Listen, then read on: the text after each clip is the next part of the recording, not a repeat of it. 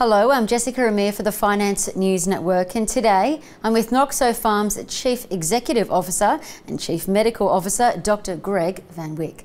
Dr. Van Wyk, welcome back. Thanks, Jess. Good to be back. Thank you for coming. So first up, for those who aren't familiar, would you mind just reminding us what cancer treatment Noxopharm is currently developing? So Noxopharm is an Australian-listed pharmaceutical company focused on drug development in the cancer space. And we have a drug called Bionda, which is already in the clinic. So we are testing Bionda in combination with radiotherapy for the treatment of prostate cancer. And at this stage, we have 2 trials running in men with late-stage prostate cancer, one with the use of external beam low-dose radiotherapy, and the other with an injectable form. So today we'll be talking about the DARRT-1 study, which is the external beam radiotherapy study. And Greg, back in February, we learnt about your interim results after patients received treatment for 3 months or 12 weeks. And now we're learning about your data this week after patients have received treatment for 24 weeks or 6 months.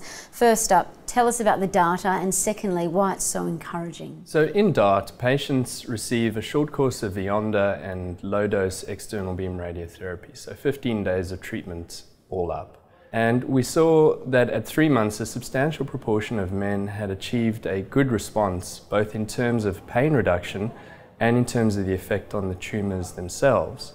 What we've seen now at 6 months of follow-up is that many of these responses have been maintained.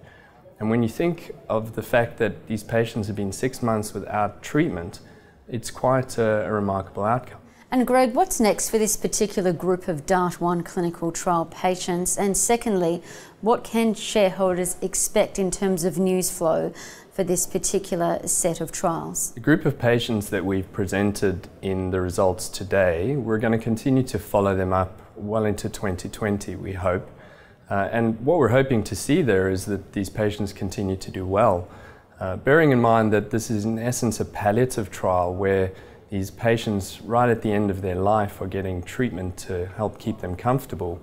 If we're able to see that some of those patients are living for a longer time and hopefully along the way enjoying more time with their family, then that would be a fantastic outcome, not just for them, but obviously also for Noxopharm. And Noxopharm has recently spoken about research that the company's produced showing that Bionda has similar properties to immuno-oncology drugs. So how does this piece of research fit in with this week's results? The immuno-oncology era that really has emerged over the last 10 years in the treatment of cancer, whereby these drugs help the body to recognize tumours as foreign and therefore to attack the tumour cells, has really been quite a revelation. In fact, the recent Nobel Prize for Physiology and Medicine went to the team that really did a lot of the work on this. So it really is quite exciting.